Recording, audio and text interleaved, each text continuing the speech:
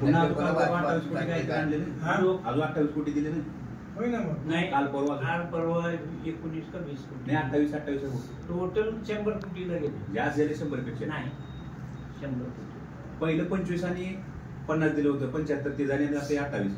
आता तिने संचालक म्हणून 10 वर्ष वाईस चेअरमन म्हणून लागले. मागणीकरानं आणि विश्वनाथराव बिराजदार साहेबांना विचार करून ह्याचं एक्सपेन्शन करायसाठी तिथं त्या ह्याच्यात खुली जागा सोडलेली आहे की बॉयलर पाडलं आणि त्याला डेव्हलप करायला बघितलं. इतकं उलटे पाडापाडी केल्याशिवाय पैसे कसं मला एक सांगा, ही पैसे घ्यायची पद्धतच नाही.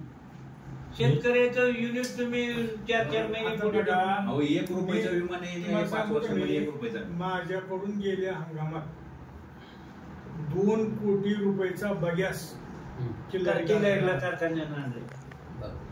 2 कोटी रुपयाचा. आणि आम्ही बसवराज पाटला उदारीवर 1 कोटीचं बघ्या जाऊन ठेवतो चालू करायसाठी. ठोंबरे साहेबांनी सांगितले की बुवा तुम्ही 8-15 दिवसाची कारखाना चालवून पुन्हा मशिनरी एक्सपेन्सेस जास्त होते तर काहीच करू नका म्हणजे वारणावाल्या विनयपर्यंत 5 ते 7 कोटीत कारखाना चालू होते म्हणलं. त्याला 80 निघून झाली. 50,000 कसं झालं का गेल्या वर्षी 45,000. साखर किती निघाले? 15,000 तर रस गेला तिकडं ह्याला नदीला.